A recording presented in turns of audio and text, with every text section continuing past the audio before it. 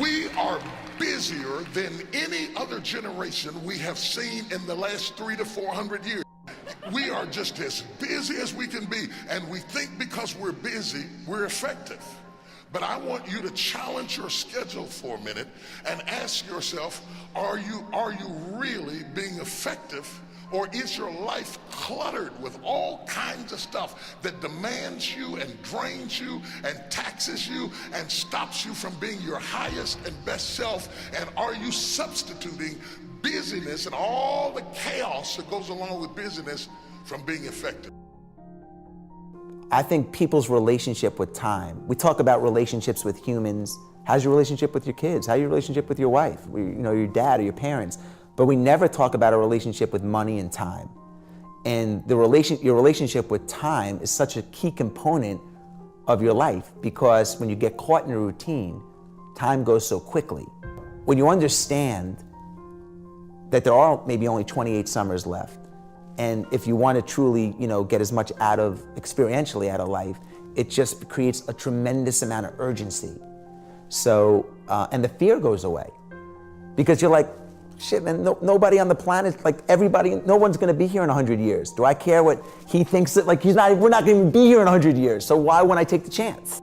Because I'm very aware of my own mortality. I'm 50 years old, I'm turning 50, and the average American lives to be 78. And if that were the case and I was average, that means I got 28 years left.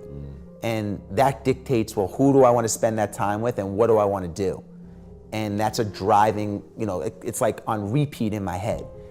So to answer your question, that's sort of what makes me tick.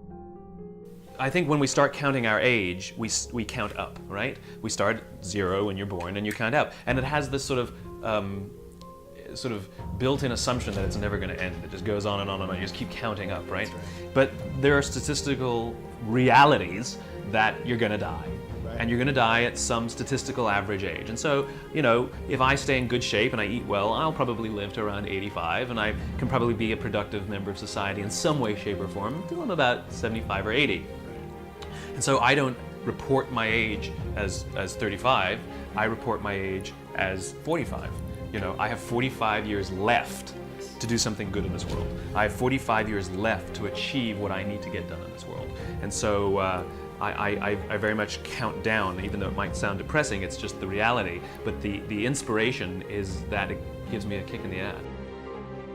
How do you want your life to look? He goes, look, when I die and I go to heaven, he goes, the last thing I want to happen is for God to go, these are the expectations that I had you at. Right. This is where I wanted you to become, but you were far from ever reaching your fullest potential. So he says, I have the obligation to strive more, take more risks, put in more effort to become the man, the leader, the entrepreneur, the visionary, the parent, the father, the spouse that I'm going to be when I die.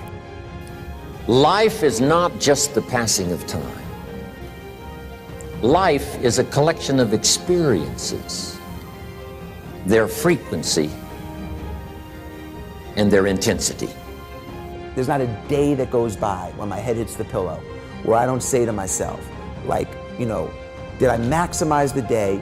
And am I aware of my mortality? And it might sound depressing, but it's not. For me, it's thrilling. That every moment is a gift, every second is a gift, every thought is a gift, every idea is a gift, every opportunity is a gift, everybody you meet is a gift. You are gifted with opportunities, and I want to show you how to begin to maximize what you've got.